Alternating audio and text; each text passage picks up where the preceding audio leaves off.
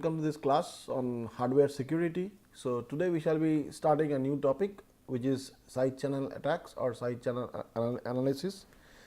So, in particular we shall be trying to kind of understand what side channel analysis means and try to understand the certain types of side channels. We shall take a brief look at the history of side channels, how it started and how it kind of emanated, and finally, we shall be taking a look into two preliminary side channel analysis which were reported way back in mid 90s.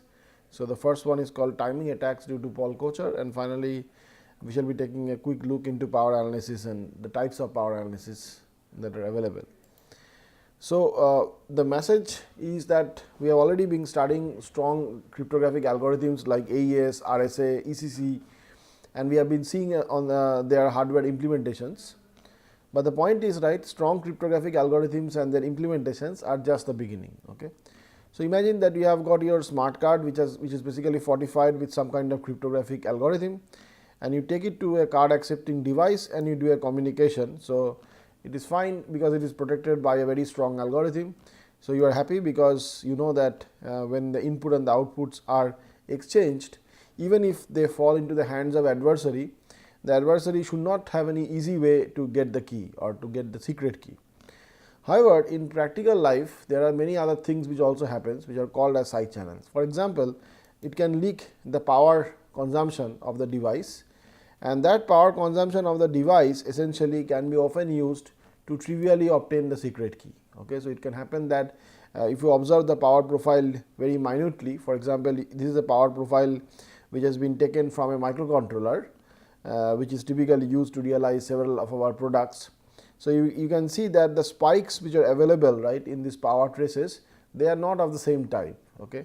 So, these power traces can be sometimes, you can see the spikes sometimes can be narrow and sometimes can be quite can be broader.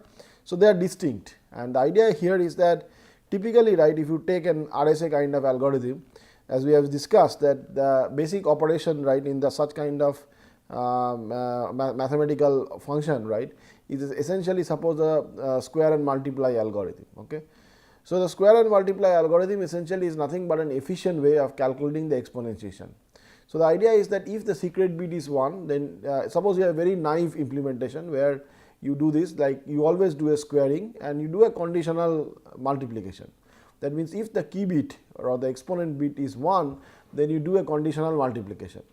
So, that implies that there is an extra power consumption, okay, and that power consumption can get reflected by a different kind of spike. Okay. And if you can, and if the attacker can understand that and can understand that this pattern is distinct from the other pattern, then it can very well distinguish a 0 from a 1 in the secret key. Okay. And that can lead to a trivial leakage of the secret key, although the mathematics is quite nice. So, therefore, right, these kind of attacks or side channel attacks typically do not, or rather their main focus right is the implementation. So, they basically target the implementation, and although you have even if you have a very strong mathematical background, because your implementation is not proof against side channel attacks, it still remains vulnerable. So, there are different side channel sources in the real world. For example, if you take an encryption or decryption device and kind of port it, it could be either in the form of a software or it could be in the form of a hardware. But if you take it right, there are several types of things which can happen. So, traditionally we have been handling cryptographic algorithms, okay, but there are different, like if you want an end-to-end security, there are several other concerns that we need to take care of. For example, the threat model and the security goal in which you are putting the device is an important concern. Okay. The protocols which essentially employ these kind of devices, the way you are implementing them. So, it could be in the form of software or it could be in the form of hardware, and also finally how you use them, that is also very important. Okay. And finally, right, you have the human, which is often the the weakest link in security. So, it is probably impossible to design a totally secure system with humans in it. But anyway, we are not talking about humans in this course. So, we are mainly talking about the other things like which we can manage. And if you see overall, right, then traditionally we have been handling cryptographic algorithms, but on the contrary, right, there are software and hardware implementations of the ciphers which often can lead to key dependent variations, which can have the variations in computation times, which can lead to what are called as timing attacks. If you consider a hardware, often you have got power consumption, the electromagnetic radiations, the test methodologies which you employ, because testing is a very important aspect, right, because when you are deploying, you would like to know that or ensure that your chip or design, right, is working as intended. But often it turns out that those test methodologies can be in turn used for attacks, okay, because they also open up, like avenues for the adversary to look what is inside, and that is essentially catastrophic. So likewise, right, we will also see that behavior under faults can also be a way of, like how the fault essentially propagates in a cipher can also be utilized to develop attacks, which are called as fault attacks. Okay. So therefore, right, I mean the whole point is, right, that side channels therefore are essentially kind of secret channels, okay, which leak information which the designers of the cryptographic algorithms did not consider, because traditionally the attack model which which is covered in at least traditional theoretical cryptographic algorithm constructions are essentially what are called as, you have got the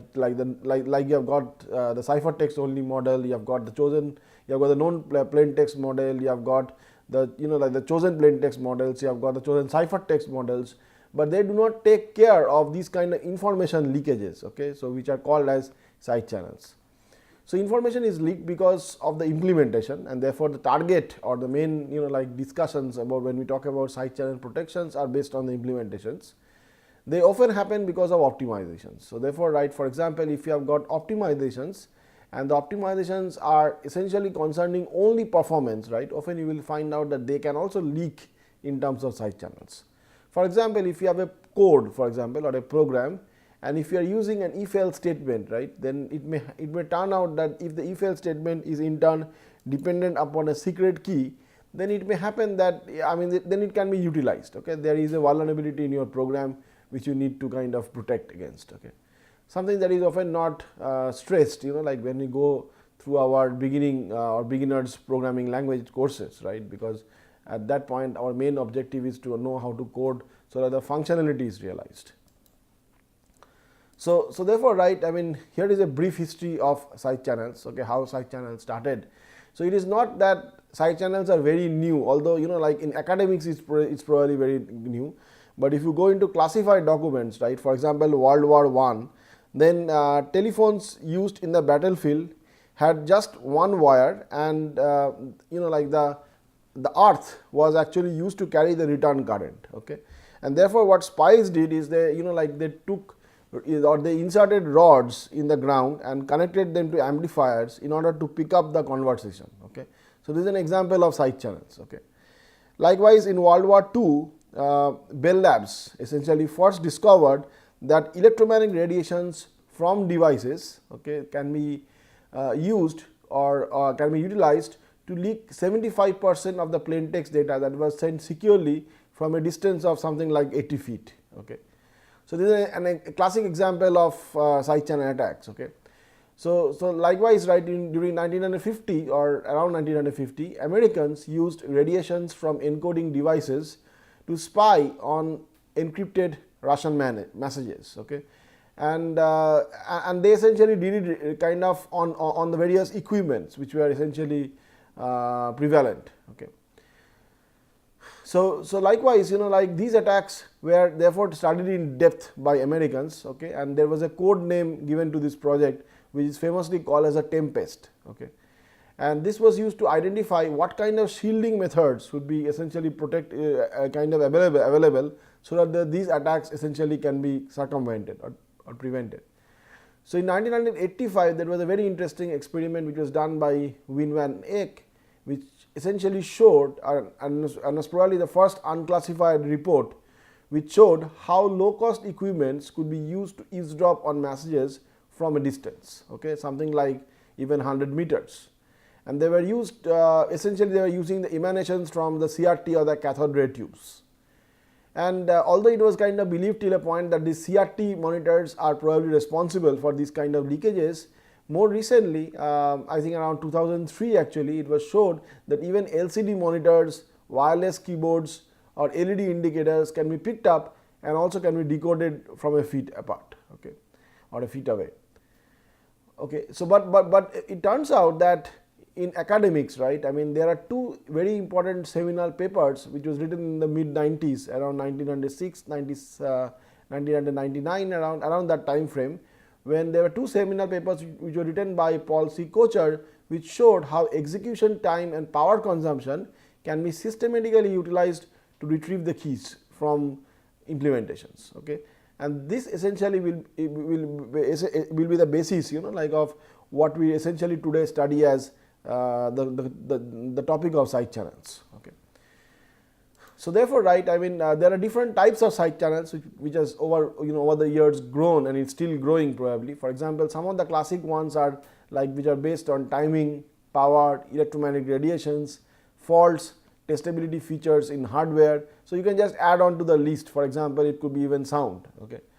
So there could be many more. So let me now just to kind of hit the point, take a specific example which was published by Paul Kocher in crypto paper of 1996, which showed how a timing attack works. Okay.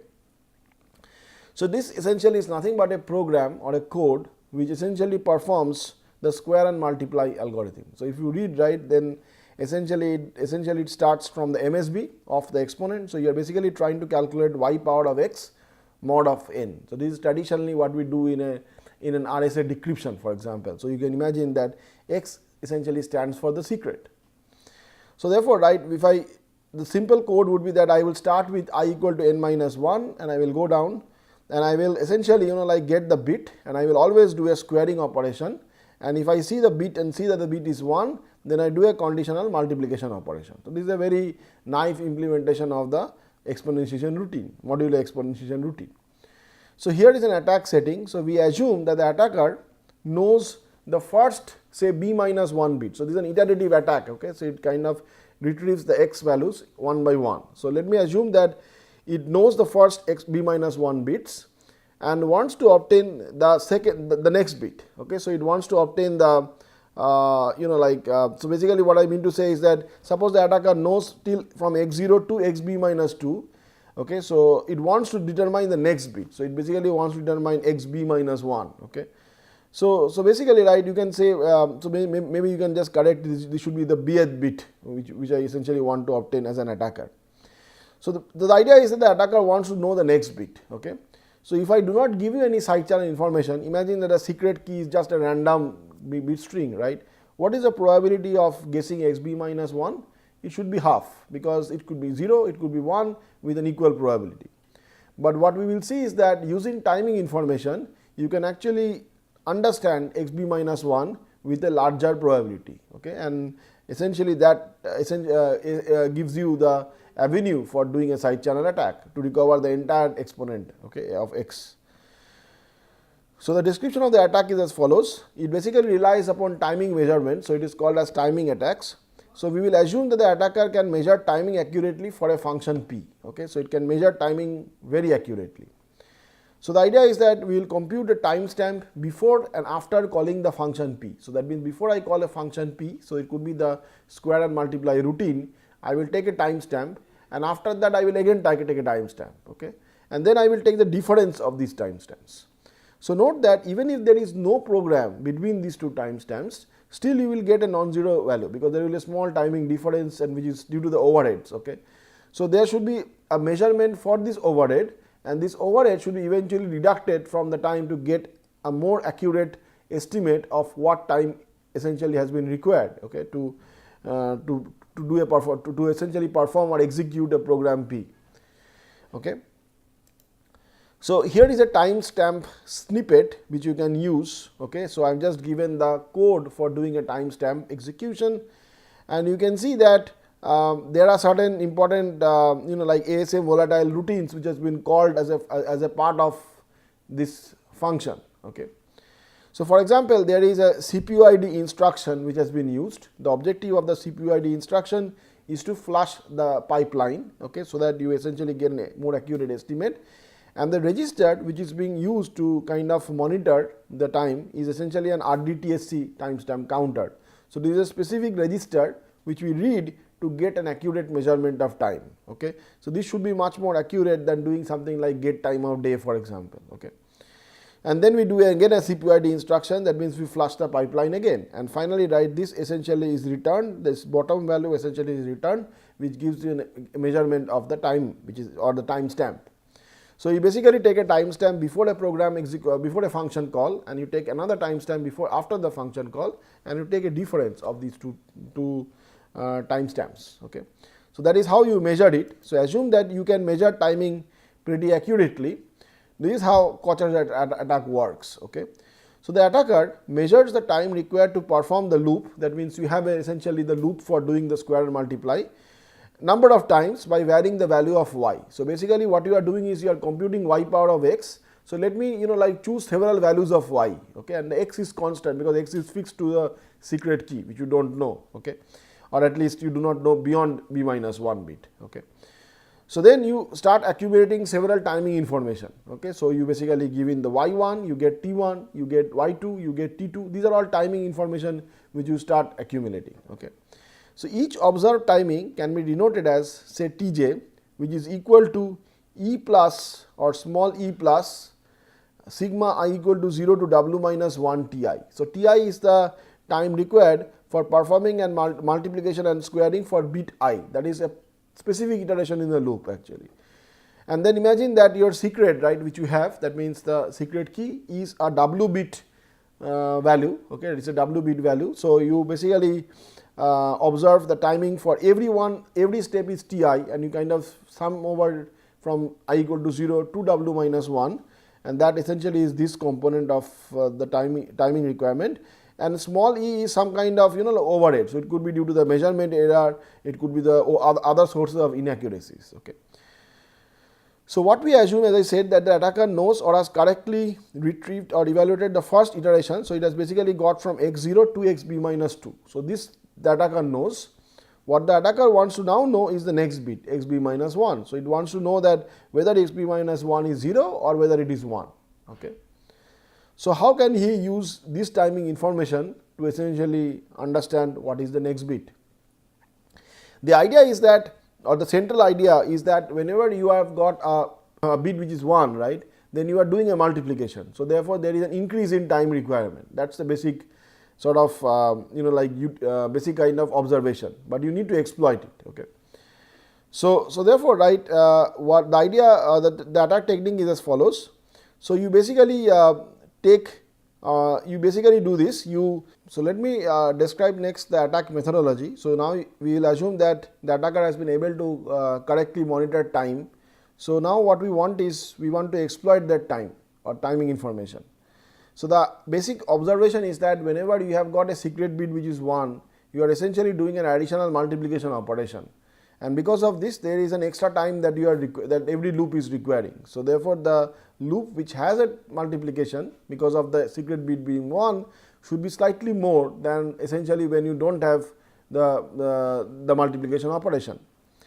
So therefore, right, what the attacker does is as follows. So you know that your target is you are basically calculating y power of x. So you already have y and you are raising y power of x. So this is what you are doing in your during your computation, right. So what the attacker does is basically it starts varying y. So it starts to take different values of y. So it basically takes y1, y2, y3 and so on, and also observes the corresponding timing like t1, t2, t3 and so on. So it basically observes these statistics. Okay.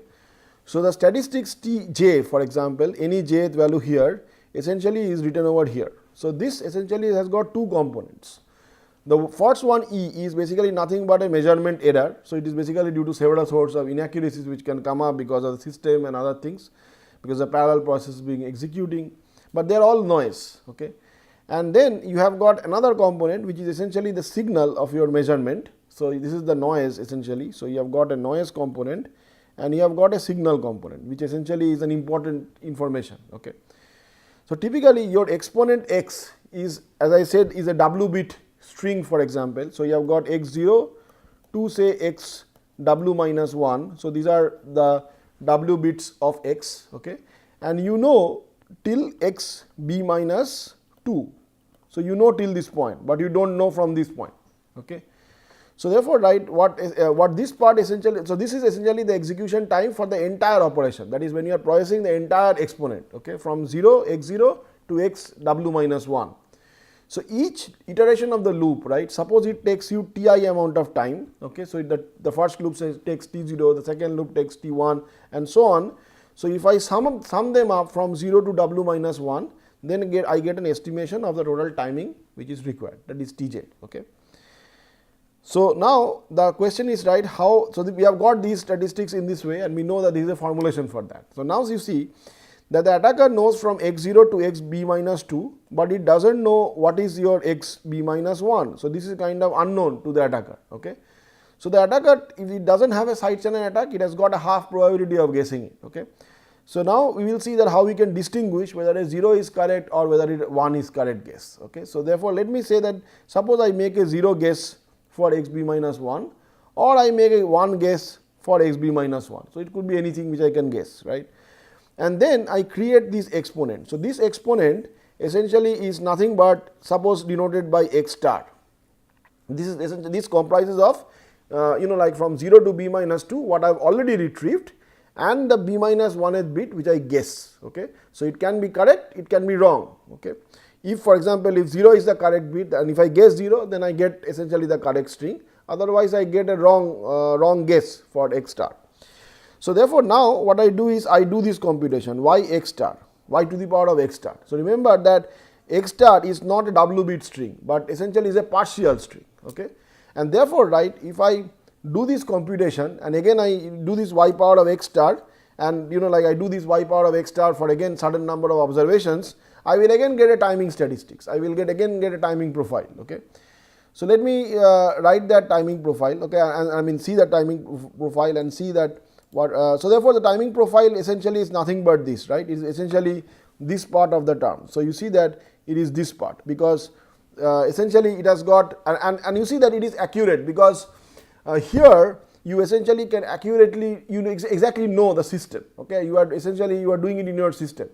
So therefore, right, if you take a difference of these two components, then you will see that the difference, that is essentially if I take the difference of this timing with the previous timing, okay, then you will have the difference as shown here. That means this is one part of the so essentially nothing but you have got from b to w minus 1, which essentially is there, but remember that the previous things will get cancelled out, because even for x 0 till x b minus 2 and x b minus 1 till x w minus 1, this is your target exponent, and in your x star, right, so this is your x and this is your x star.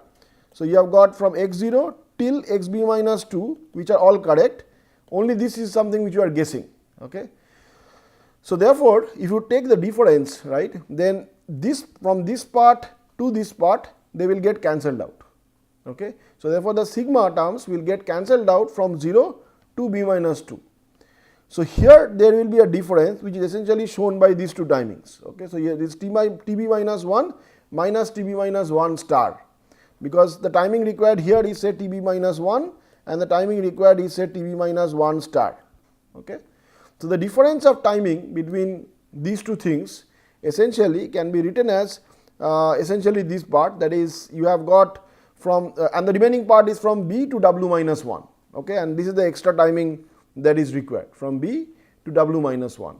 So therefore this tr essentially is nothing but the difference of the two timings. That means you have got a tj timing and you have got a timing requirement for x star, which you essentially have manufactured by your previous knowledge from 0 to b minus 2 and your guess of b minus 1, and you take the difference. Okay. So now the attacker obtains a distribution by varying the value of y and observing this above timing. Okay. So if you can see that if I can just vary the value of time, right, if I just vary for example different values of y, I will get different values of tr. So I will get a statistics in this fashion. Okay. So now there is an interesting observation. The observation is that if I take the statistics of timing and if I compute the variance of this timing distribution, then the variance you can write by assuming that the noise is independent and every loop is independent. You can write them, that means basically neglecting the covariance. You can write the variance of TR as variance of E plus W minus B variance of T. Okay. Why now? Because this is your, so I am assuming that every the variance is constant across every loop. So therefore, right, this is a part. So you will get, for this you will get the variance of E, okay, and for this part you will get W minus B variance of T. Okay.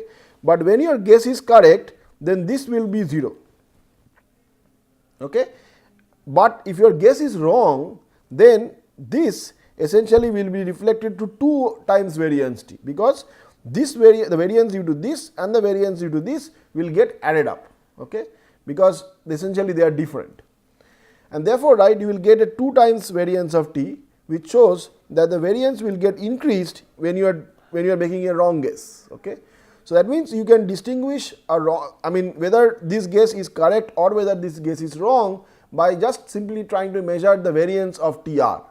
And if the variance of TR is more, then you assume that, or then you can say that my guess was correct, and if the variance was less, then your guess was probably wrong. Okay. So this way you can distinguish a correct guess from a wrong guess, and then like if you can retrieve the bth bit or b minus 1th bit, you can do that iteratively starting from 0 to W minus 1. So you can iteratively and in order n, that means in time proportional to the length of the secret, you can retrieve the secret. Okay. And therefore you can have extremely efficient attacks which essentially can be utilized, like for side channel attacks. Okay. So therefore, right, I mean, so this is one way of doing the attacks, and there are other ways of doing analysis or side channel attacks also. For example, you can also do power attacks. Okay. So here is an experimental setup for doing power attacks. So you can see that there are different components in our setup. So on one hand, you have got the target device on which you are, like implementing your hardware for encryptions, like it could be DES, 3DS, AES or some other things. And then you have got a very good oscilloscope through which you basically measure the power consumption of your device. And there is a current amplifier typically which takes the current and essentially it gets amplified and it gets kind of stored in the oscilloscope. There is a central PC which essentially controls the entire maneuvering. So what it does is basically it sends a plain text data to the hardware. The hardware takes the ciphertext and again stores it back into the PC. And in synchronization, it also captures the power profile by the oscilloscope and is basically also sent back to the PC. The PC therefore stores the plain text, the ciphertext, and also along the accompanying power trace. Okay. Now with this kind of, so here are some snapshots to show you how it looks like. So this is the target board and this is the oscilloscope and the accompanying hardware. Okay. So now when you like have captured power profiles like that, there are 2 types of broad categories of power attacks which you can do. One category is what is called as simple power attacks or SPA, and the second one is called DPA or differential power analysis. Okay. So essentially in Paul Kocher's paper in Crypto 99, it was shown that these kind of power measurements can be very powerful to do attacks. Okay. For example, in simple power attacks, as we have already kind of pointed out, is that the fact which is exploited there is that the power consumption typically depends upon the operation or the underlying operation. For example, when you are talking about the square and multiply algorithm, the power consumed for doing a squaring is different from the power consumed that is different from that is required for doing a multiplication. Okay. Now this can be protected. There are different variations of the square and multiply algorithm. For example, one way of protecting this would be like, let me do a dummy multiplication at every time step. Okay, it's not very efficient, but still you should be able to protect against simple power attacks. Okay. But then there is a more powerful form of adversary which is called as differential power analysis, and we will study them in more details in our future classes. The fact that is exploited here is that power consumption of the same operation, okay, at different instants of times depends upon the data that is being processed. Okay, and that essentially is more fundamental and therefore, right, can lead to even more devastating attacks. Okay, so an implementation which is protected against simple power attacks.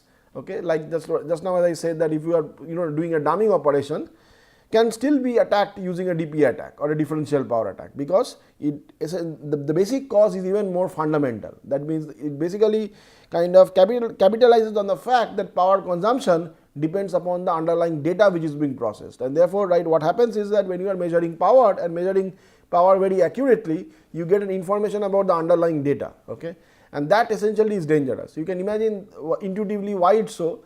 For example, in AES, as we have studied, right, what the designer wants you is to get information after say 10 rounds of encryption.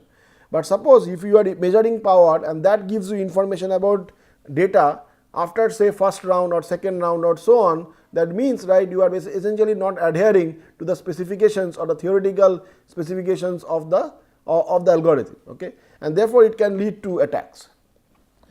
So therefore, this is again a very powerful form of adversary, and therefore we need to kind of consider them. So okay, let me kind of stop by like showing you an example power trace of AES. So you can see that when you are observing the power trace of AES, there are certain information which you can easily see. Like all of us have studied right till now that AES 128 has got 10 rounds, and you see that here is a power profile which we have captured in our laboratory setup, and you can easily read out the 10 rounds. You can see that there is a distinct feature of the rounds, okay. Likewise, if you zoom in into one of the rounds, you can also see the internal power consumption. For example, you can see that the beginning part is kind of distinct from the later on part, and typically what we have understood by now is that this probably relates more to the S boxes and like the following steps. So therefore, right, I mean, although you cannot read out the key per se, right, from these profiles, but definitely, right, these profiles leak some information, okay. So you can see that there are variations.